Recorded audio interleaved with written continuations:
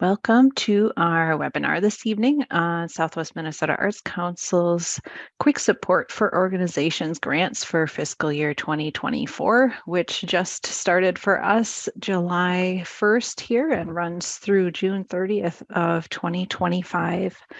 I am Carolyn Koska. I'm the Grants Administrator for Southwest Minnesota Arts Council.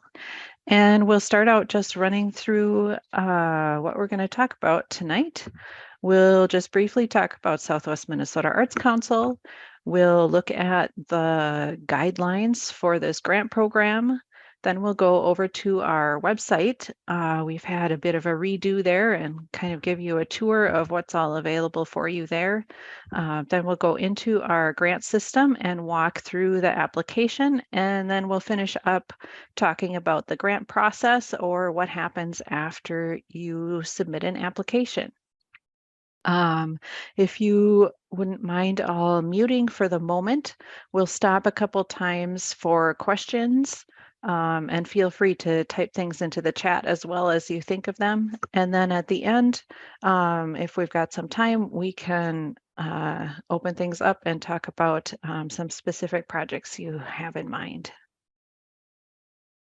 So Southwest Minnesota Arts Council, or SMOC, is a nonprofit organization committed to promoting and encouraging the development of the arts in the 18 counties of Southwest Minnesota by serving as a source of funds and technical services which enable local organizations, educational institutions, and individuals to sponsor, create, and promote the arts in their communities.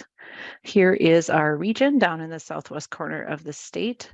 We are one of 11 regional arts councils that cover the whole state of Minnesota and work to get that state arts funding out to all the corners.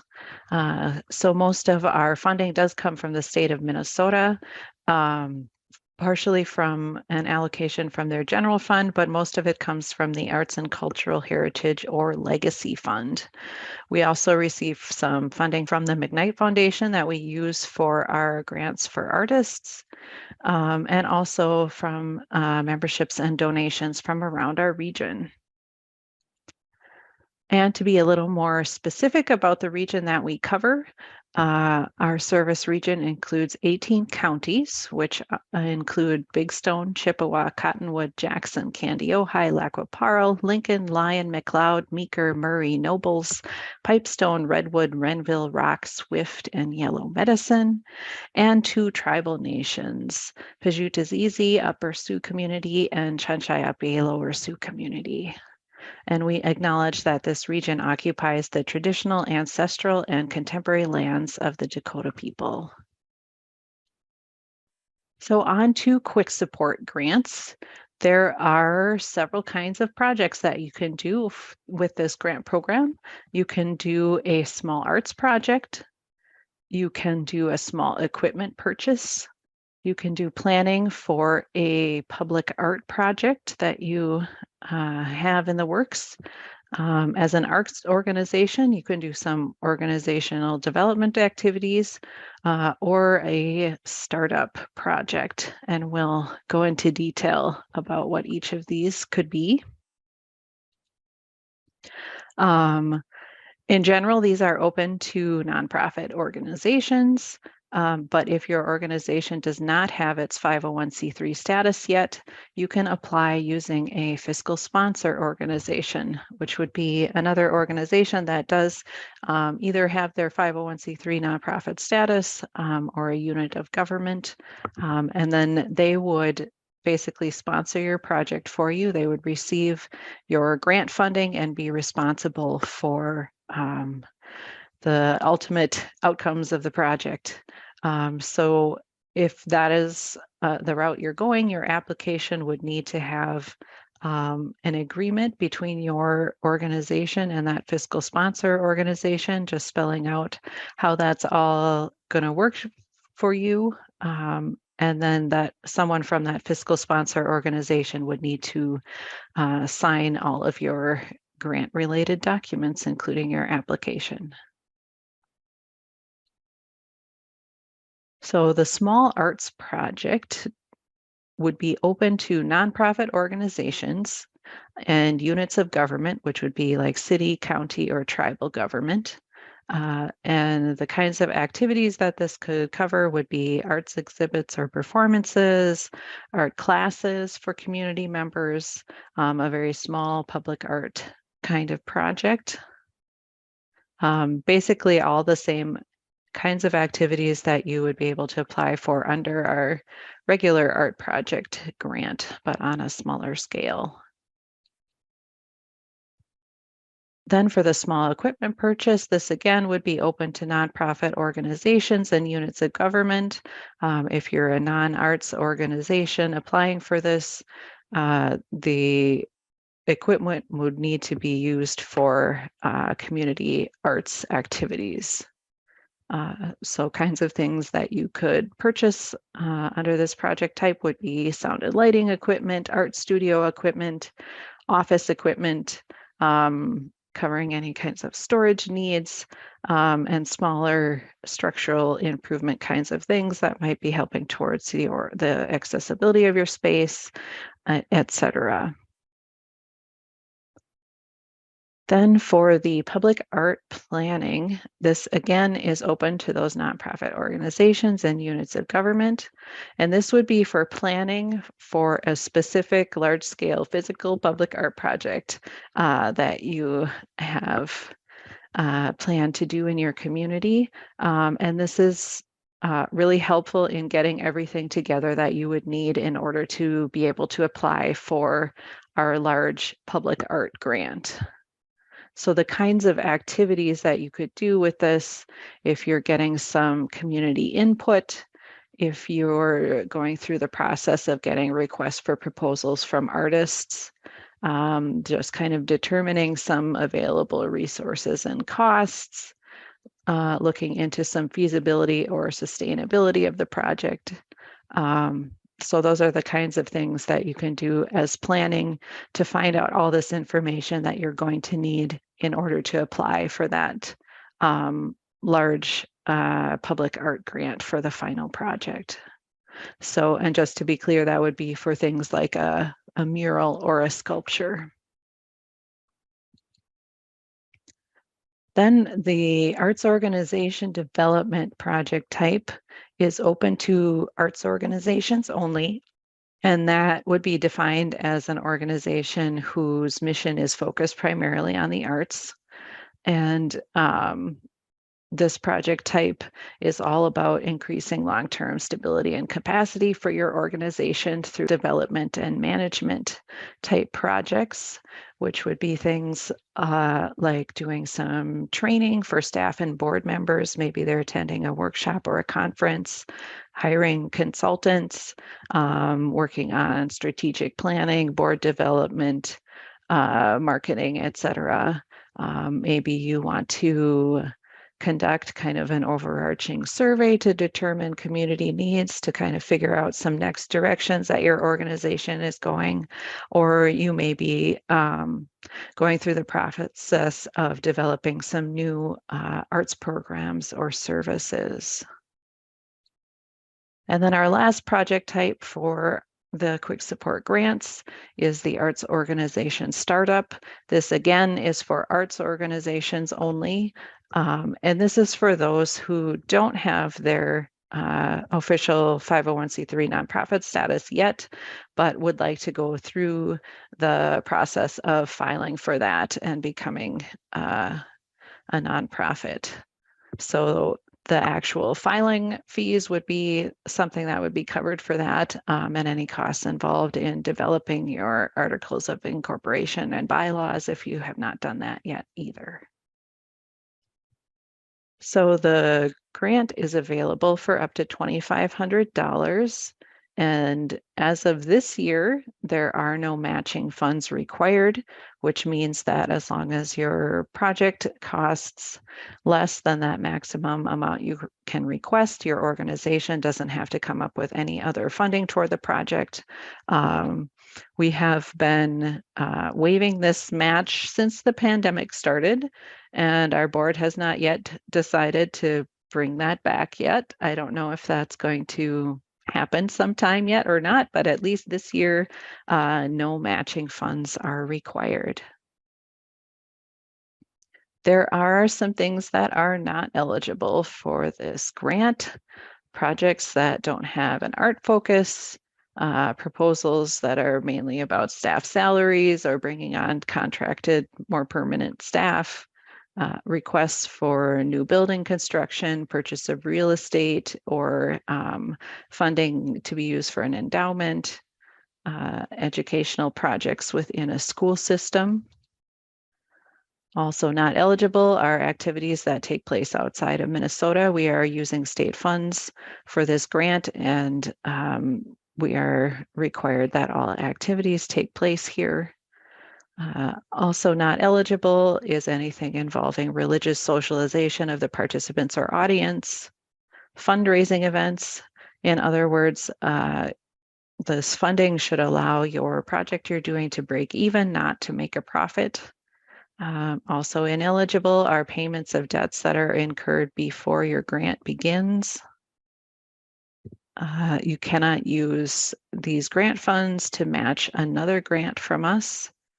If you are receiving operating support from us, you can't include any prorated operating type costs in this budget.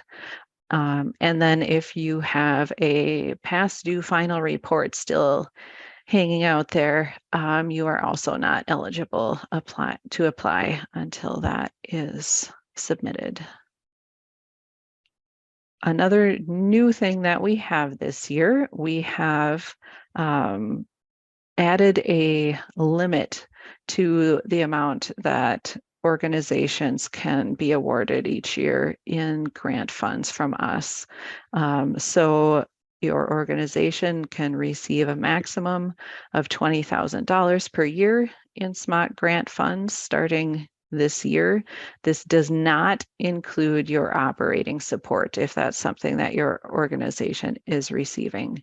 So this would be any specific projects beyond that operating support.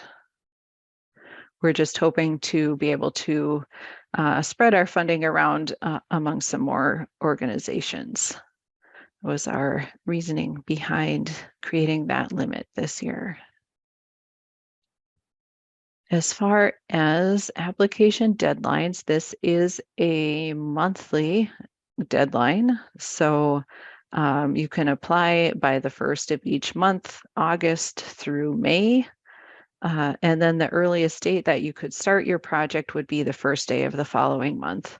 So if you got an application in by August 1st, then by September 1st, you would know whether you had gotten the grant or not and be able to start your project.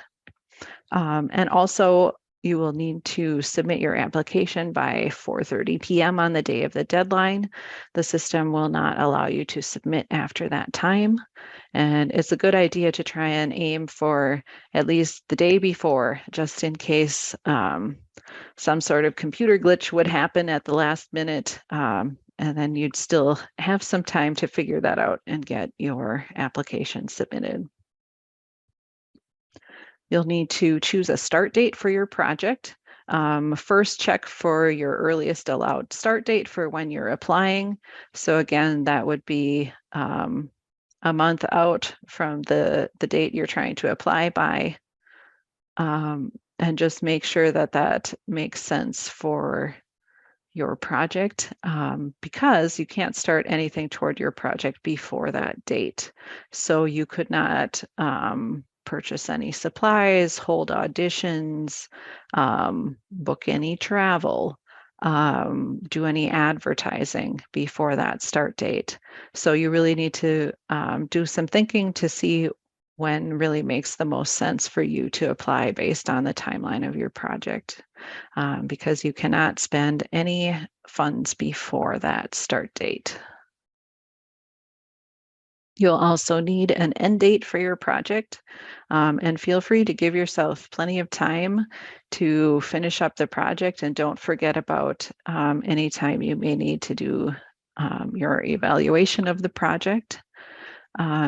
Things that are awarded this year need to be finished up by June 30th of 2025. So you do, depending on when you actually get an application in, you do have possibly up to about 2 years in which to complete your project if you want. So make sure you give yourself plenty of time, and if you're finished early, that's fine. You can just wrap things up early. That's no problem. You'll need to have 2 people connected with your application. You'll need a project director, and this would be whoever is most directly responsible for the project, for what's kind of happening in the day-to-day of that project.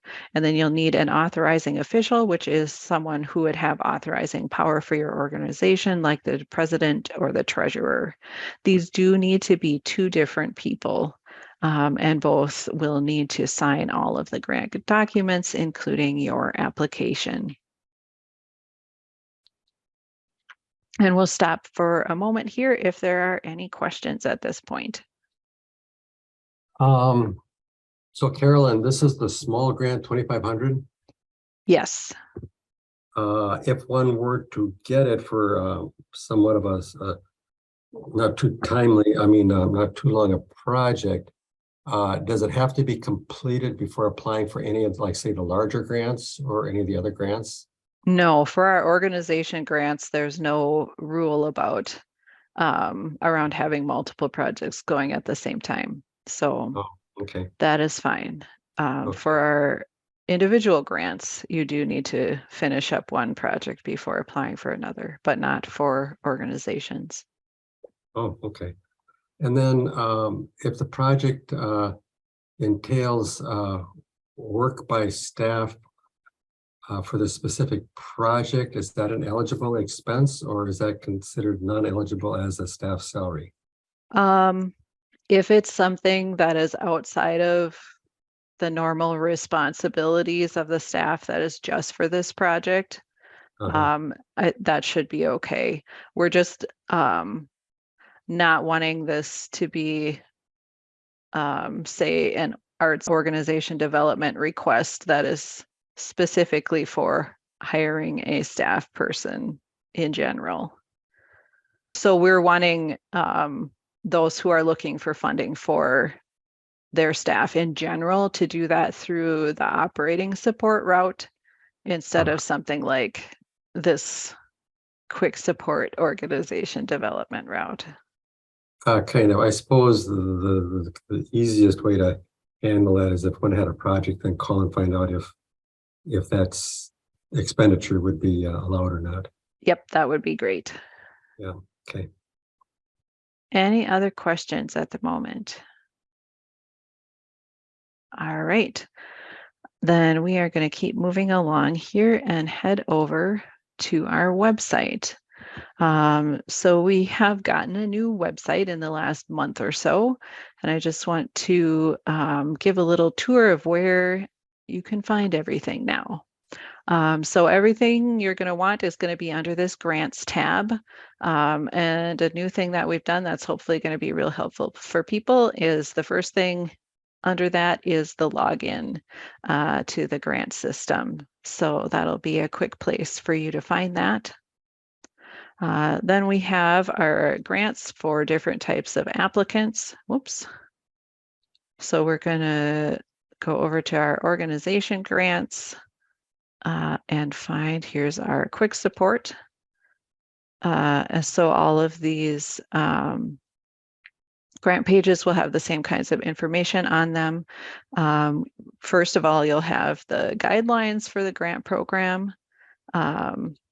These are very important to make sure that you read through all the details. We did talk about some of ineligible things to be aware of, but make sure that you take a look at this and get all those details. We don't want you to go through a whole application and then find out that something was ineligible. Then you'll find the important dates and deadlines. After today, once we have our recording ready to go. The video will be here so you can refer back to that. And then down at the bottom here, we just have some of our materials that you might be interested in, such as the application questions in a Word document in case you'd like to work in that first and then paste your answers into the grant system later. But we are going to head over to the grant system. We'll follow that login link. If you are new to the grant system, you can create a new account here. If you already have an account, you would just log in. If you're not sure whether you or somebody from your organization already has an account in the system, just contact us and we can get that figured out for you. But we're going to go ahead and log in here.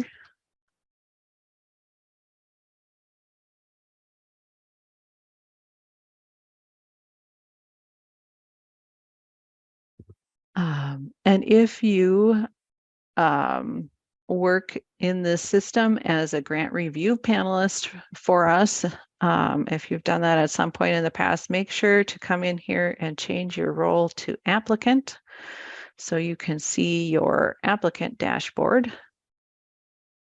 And when you are returning to the system, log back in, it'll bring you to this dashboard.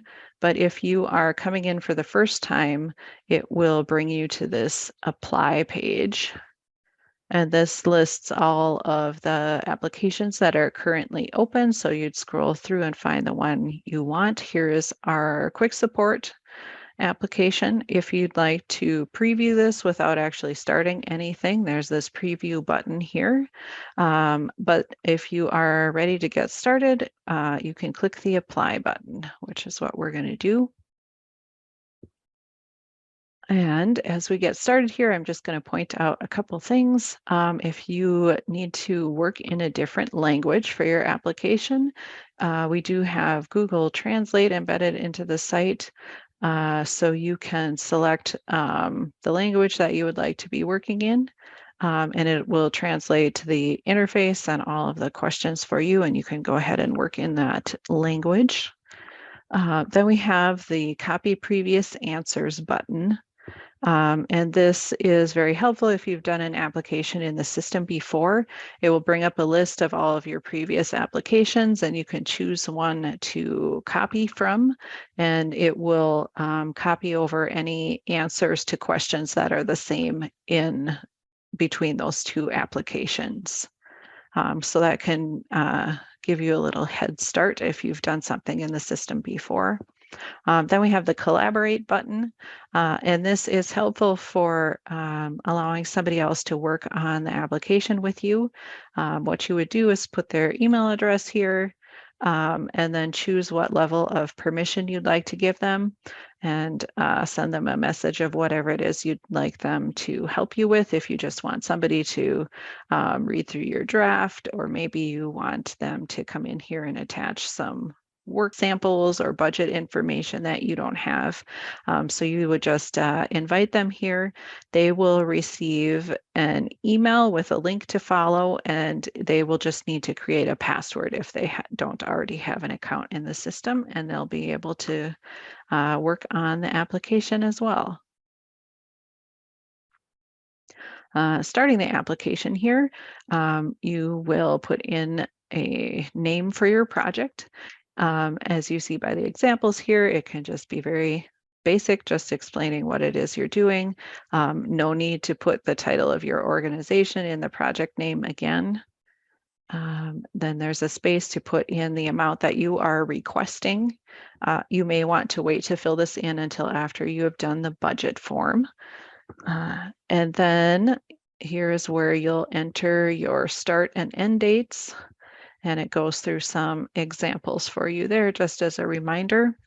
And then you'll want to choose the type of project that you are applying for. There's a little bit of variation in the questions that you are asked, so you'll want to choose that first before you get started. We're just going to start with the public art planning for the moment, and we'll come back and look at what's different in these other project types. Then you just have some links to some of those important documents that we looked at before. And I will also point out as one of our tips, you'll notice that the character limit is pretty large for most of the questions. We want to make sure you have plenty of space, but we don't want you to feel like you need to use all those up and add a bunch of extra stuff to fill in the text box. So just so you are aware of that. So for our public art project planning, you're asked to describe your project, including what is the final public art project that you're planning towards, what is involved in the planning that you actually want to do, who's involved with that, who's in charge of sort of the artistic aspects of that, and what are their qualifications. If you're working with an organization like Forecast Public Art to help facilitate some of your planning, talk about that. Talk a little bit about how you will receive and use public input in that process, and then just kind of an overview of your timeline. And here's a spot to upload the resume of your artistic director if that is relevant. Then you'll need to talk a little bit about how you are involving the underserved or underrepresented in your project. First, it asks you to describe groups in your community that may be underserved or underrepresented. And if you need some more information about the demographics of your community, this Minnesota Compass site is very helpful. They have a whole lot of data compiled here. You can search by either a city or a county and get some detailed statistics. You can look at the age of people in your community, race or ethnicity. I will point out that these data points that say suppressed are because either it's a very small number or there is a large margin of error. So that doesn't mean that these are insignificant numbers here. As you'll see, they must make up about 10% of the population here, but just there's nothing wrong. It's just either a very small number or a possible larger margin of error there. You can look at disability status in your community, income, transportation, all kinds of things. So that could help you think a little bit more about who in your community might be underserved or underrepresented. So once you have thought about that, what are some specific things that you can do to reach out to or involve one or more of those groups that you identify so that they can participate in your project?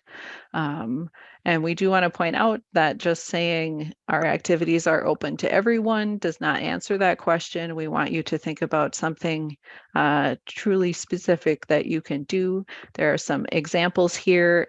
Big one is including members of that group in your planning to find out what they want or need. Perhaps you are translating some of your marketing materials, providing transportation or childcare, lots of options.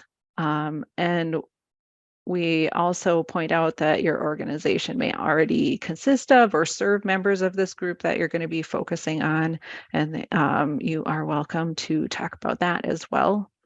And then thirdly, how you will ensure that this project will be accessible to those with various disabilities. If your organization does have an ADA access plan, also how does that inform your planning for this project? Then you'll be asked to think about the impact. What are your goals for this planning project? What impact do you expect it will have on that final public art project? For instance, will that be making sure that this is meeting the needs of the community? Will it be affecting the artistic quality and merit of the final project? So again, these goals are about your planning, not about the final project. And then how do you plan to measure or prove that those changes have taken place? So you'll want to gather some sort of results and feedback, and then think about what in those results would say this was successful. And there's space here for you to attach an evaluation tool like a survey or questions for interviews, whatever makes sense for your method of measuring. Then you will be asked about some audience numbers for certain kinds of projects. There are some extra explanations of how to come up with that because they may not at first glance make sense that there's an audience. Then you have your budget to fill out. You can either use this Excel budget form that we have for you here or create your own budget. But I would recommend, if you can, using the Excel form just because it does some helpful calculations for you. So up here you would put your either organization name or project name, and then you can start itemizing your different costs you're going to have. And we'll get some numbers going in here. And you'll see it is adding up for you down here.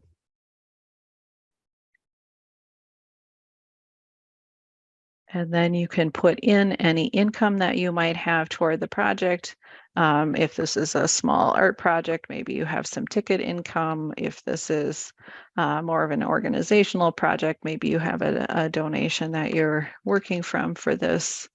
So then this will calculate down here and let you know your request cannot exceed your cash cost minus your other funding. In this instance, we're at 1,800, or the maximum request amount for this grant program, whichever is less. So here's our quick support at 2,500. So 1,800 is less than 2,500. That's how much we can request. But let's say our project was a little more expensive. And now it tells us our request cannot exceed 3,800 or 2,500, whichever is less. So in this case, we can request 2,500. And then we see we have a profit of minus $1,300.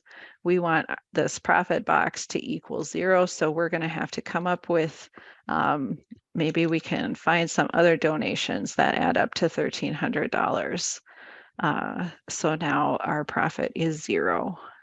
So you would fill this out, save it, and then upload back into the application here. And you have this budget narrative field that lets you add some more details if you want to show how you came up with your ticket income number, or break down different amounts that you're paying different artists, anything else that you'd like to explain in that budget narrative. Then you will talk about your organization, your mission statement, brief history, kinds of programs, kinds of people that you serve, anything else you want to include there, some information about your board. How are they chosen? How do you make sure they represent the diversity of your community? How often do you meet? And then also you're asked to provide the names and some information about the actual board or committee members, which you can answer both parts of the question in this text box, or attach an existing board list here. Then we're just collecting a little bit of data. This doesn't really have any bearing on your application, just some things that we need to collect and pass on to the state. So they ask, what was your most recently completed fiscal year? What type of organization are you? If you are an arts organization, it asks us for our total expenses for that fiscal year that we entered up here.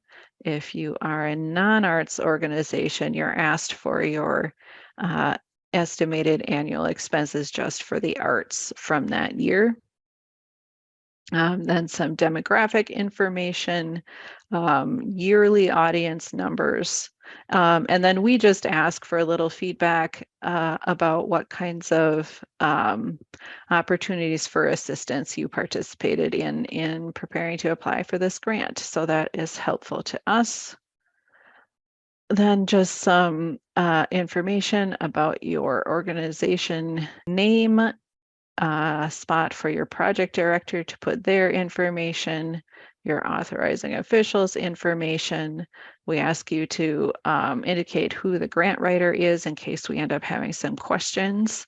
And there's some options there. Then it asks if you are using a fiscal sponsor for this project. If you are, there'll be some fields appearing there for their information, along with a spot to upload the agreement that your organization has with them for this project.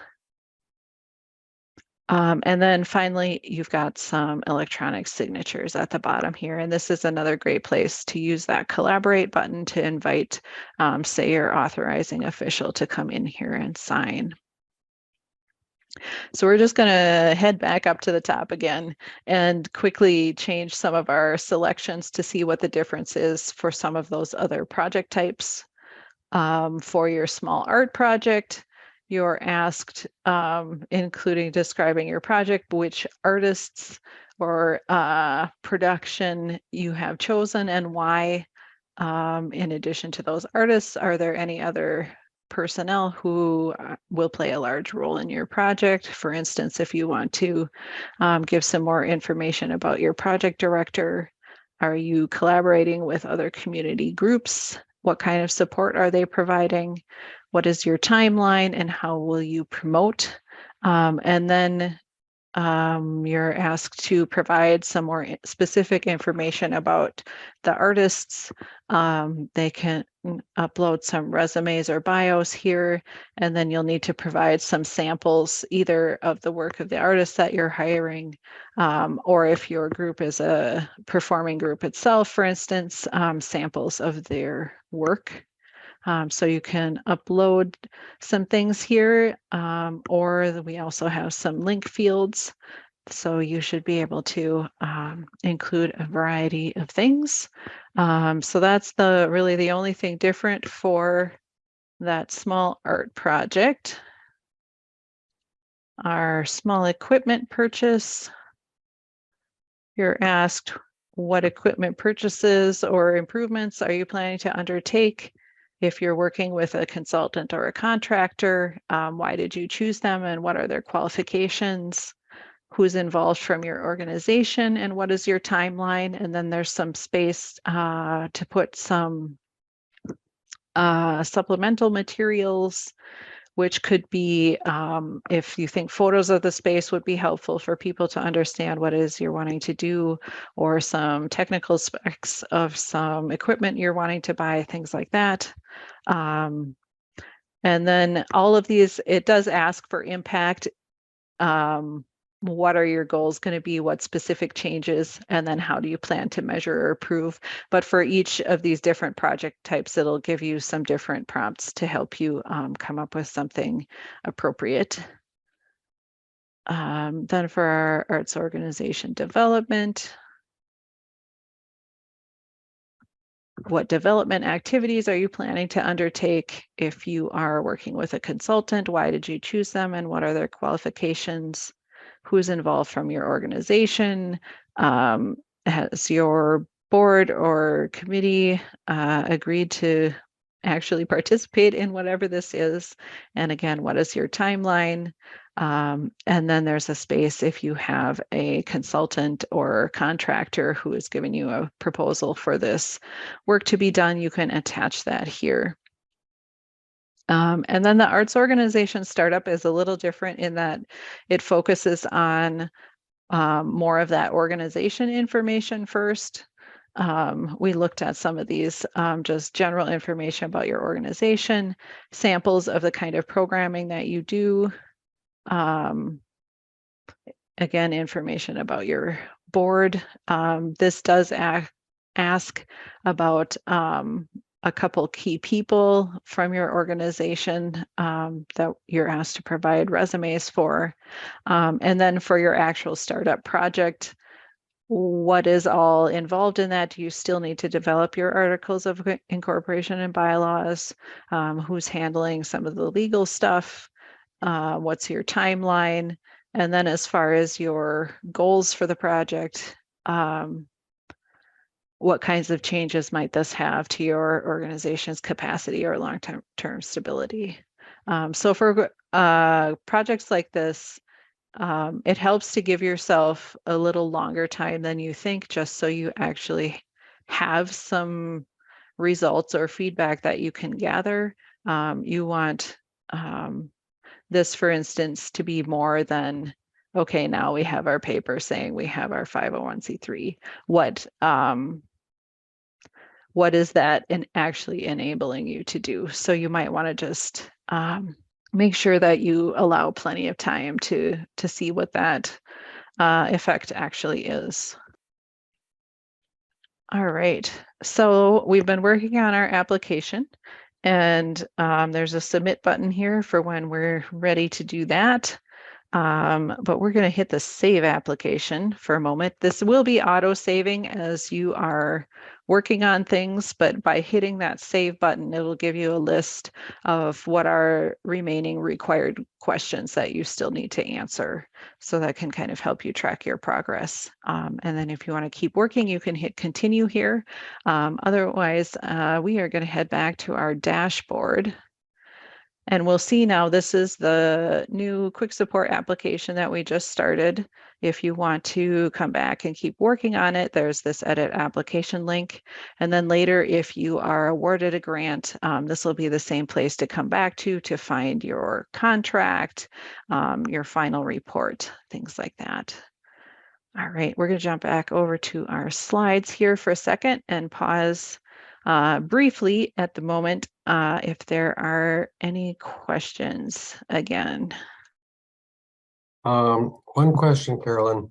We're looking at starting with an organizational development consultant focusing on board development, organizational focus, programs, looking at sustainability and future planning.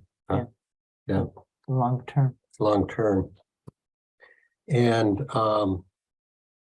fiscal sustainability, but her emphasis is not going to necessarily be on fiscal sustainability. She'll touch on it, but if we wanted to do a deeper dive into that project, that's a separate proposal. Is that something that this might lend itself to as to piggyback after she's finished the first project? Yeah, you sure can come back and do future development projects if, you know, it might, your current one might lead to something, some other need for more development activities. Okay. All right, I'm going to keep going for now just so we get through all of our information first. So here are just some tips as you are working on your application. We talked a little bit about already really thinking ahead to choose the best round for your project based on your timelines and those earliest allowed start dates. Make sure you read the guidelines and the criteria carefully just to really have a good grasp of both the rules around this and what the reviewers will be looking for. It's always good to start working on your application early. I know that doesn't always work with this quick support format because we're wanting people to be able to take advantage of sudden opportunities, etc. But the more time you can give yourself on your application, the better. Make sure you have time to get questions answered. And then you'll have seen as we were walking through the application that a lot of the questions had multiple parts to them. So make sure that you're covering all of those and really getting those fully answered. Also, no need to try to use any fancy grant language. Our reviewers love it when you keep your answers clear and concise, just using everyday language, just as if you were telling somebody about what it is you're wanting to do. It's also good to assume that the reviewers don't know anything about your organization or your project. It can be easy to forget and use all kinds of acronyms or refer to programs without really explaining what they are. So just it helps to read through with a mindset of someone who doesn't know anything about what it is you're trying to do. And finally, don't hesitate to contact us. We are here to help you.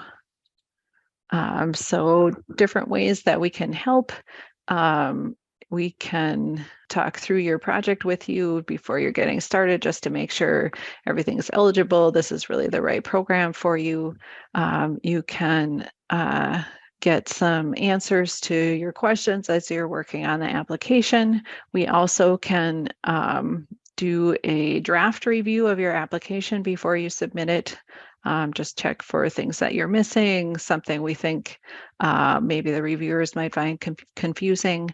If you can let us know about 2 weeks ahead of the deadline. I guess in our quick support, we ask for about 1 week ahead of the deadline. But if you at all have time to do that, to have your draft ready early, that can be a very useful thing to take advantage of. So what happens after you submit your application? The first thing is mock staff will review it for eligibility and completeness. And if at that stage we find that there is something missing or some sort of eligibility concern, we will contact you and you'll have 48 hours to fix whatever that is. And that'll be mock staff's last connection with your application. We actually don't make any of the funding decisions. We're really here as your advocates. So at this point, that round of applications will go on to a panel of individuals from around our region who will read and discuss and score the applications based on the criteria for that program, which we'll look at in a second.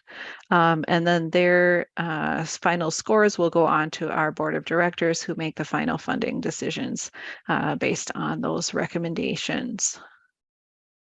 So the criteria for this program, they will be looking at your ability to accomplish the project, which is worth 33% of your score, and then the impact of the project, which will be worth 67% of your score. And if you go back to where we were looking at where those documents were, and look at either in the guidelines or that separate criteria sheet, there is a lot more detail under these bullet points, especially looking at those different project types. So make sure to look at that. Then you may be awarded a few extra percentage points depending on if you meet any of these following criteria, which are priorities for us. If you are a first-time applicant to us, if your organization is led by or primarily serving BIPOC or LGBTQ communities or people with disabilities, or if you are from a county that hasn't received as much funding from us recently. So those could be a few extra points that you may have added to your score. If your grant is awarded, you'll need to complete a contract, and we looked at where you can find that. And then your grant award will be issued to you after we have received that signed contract. You'll need to acknowledge the grant on all publicity or promotions that you do related to the project. There'll be a credit line in your contract for you to use that's based on the funding source we were able to give to you. You may also need to use this Minnesota Legacy logo, again, depending on that funding source, but we will send all that information to you so you'll know what you need to do for that. Then we know that things can happen while you're working on a project. And if things start to head in a different direction, if you are finding you probably are going to need to make some changes, please contact us and we can help you with that. We may be able to do things like extend your project end date. We can maybe approve some changes to your budget if, for instance, there's a particular piece of equipment that is no longer available. we can kind of help you come up with something that might be in the same kind of spirit of the project that you could purchase instead, things like that. So if things start not going well, please contact us. Nothing to be afraid of. We are happy to help with that. You'll need to complete a final report. You'll have 60 days after your project end date to put that together. But it's a good idea when you are just getting started on your project to take a look at that report and look at what kind of information you're going to need to be gathering during your project. So that is all I have for information I wanted to get through tonight. Any other questions or anything, specific projects that anybody wanted to talk about? Glad to see everybody here tonight. And as always, feel free to contact us anytime. Apart from this, when you think of any other questions you might have. So thanks everybody for joining us tonight. Have a good evening.